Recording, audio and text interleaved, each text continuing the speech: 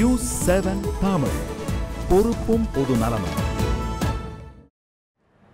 இயேசு பிறந்த நாளை உலகெங்கும் கிறிஸ்துமஸ் பண்டிகையாக கொண்டாடப்பட்டு வருகிறது. இந்நிலையில் சென்னை புனித தோமையார் தேசிய திருத்தலத்தில் ஆயிரக்கணக்கானோர் முன்னிலையில் நடைபெற்ற ஜெப வழிபாடு பற்றி பார்க்கலாம். இயேசுவின் 12 சீடர்களில் ஒருவரான தோமையாரின் பெயரில் உருவானது சென்னையில் உள்ள புனித தோமையார் பேராலயம். கிறிஸ்துமஸ் விழாவை முன்னிட்டு இந்த தேவாலயத்தில் மிக பிரம்மாண்டமாக குடில்கள் அமைத்து சிறப்பு வழிபாடுகள் நடைபெற்றது.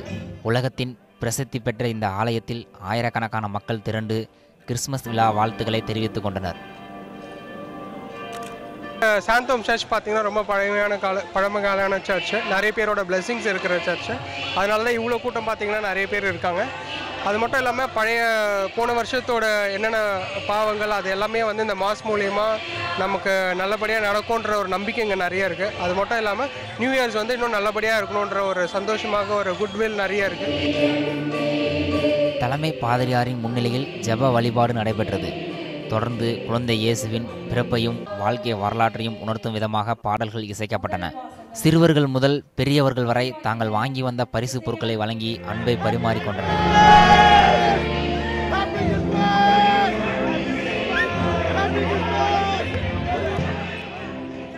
கிறிஸ்துமஸ் விழாவின் அடையாளமாக பார்க்கப்படும் கிறிஸ்துமஸ் தாத்தா வேடமணிந்தவர்கள், பார்வையாளர்கள், சிறுவர்கள் என அனைவருக்கும் பரிசுகளை வழங்கி கிறிஸ்துமஸை வரவேற்றனர்.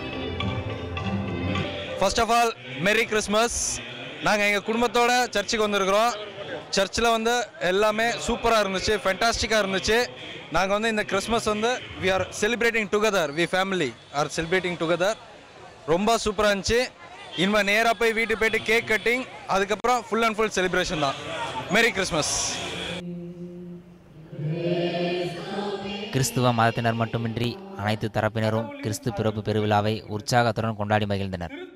சாந்தோம் ஆலயத்தெல்லாம் நம்ம நின்று இப்போ பார்த்துட்டு இருக்கோம். இப்போ பார்த்தீங்கன்னா ஆயிரக்கணக்கான மக்கள் இங்கே அவங்களுடைய வழிபட்டுட்டு இருக்காங்க.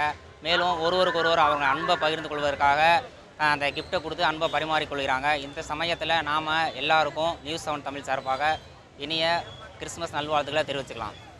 விக்னேஸ்வரன், நியூஸ் 7 தமிழ், சென்னை.